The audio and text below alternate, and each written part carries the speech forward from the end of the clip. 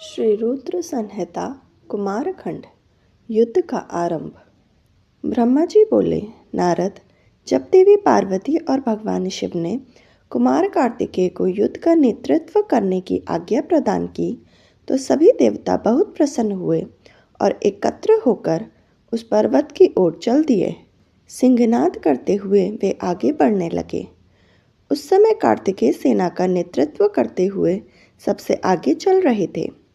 सब देवता मन में यही सोच रहे थे कि अब उन्हें तारकासुर नाम की मुसीबत से छुटकारा मिल जाएगा।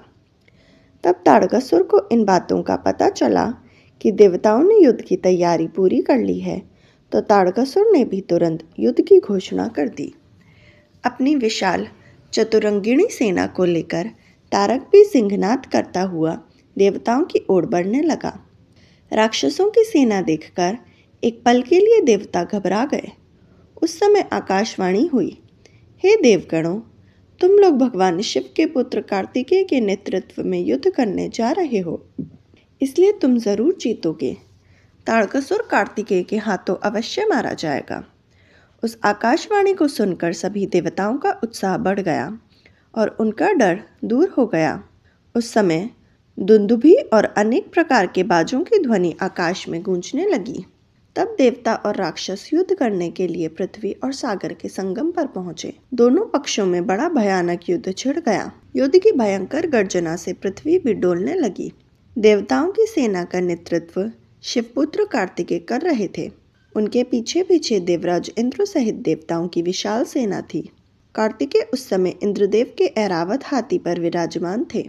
तब उन्होंने उस हाथी को छोड़ दिया और रत्नों से जड़े सुंदर यान पर बैठ गए। उस सुंदर विमान पर प्रचेता ने सुंदर छत्र रखा। उस सुंदर विमान में बैठकर कार्तिकेय बहुत निराले और शोभा संपन्न लग रहे थे। उस समय देवताओं और असुरों में भयानक युद्ध प्रारंभ हो गया।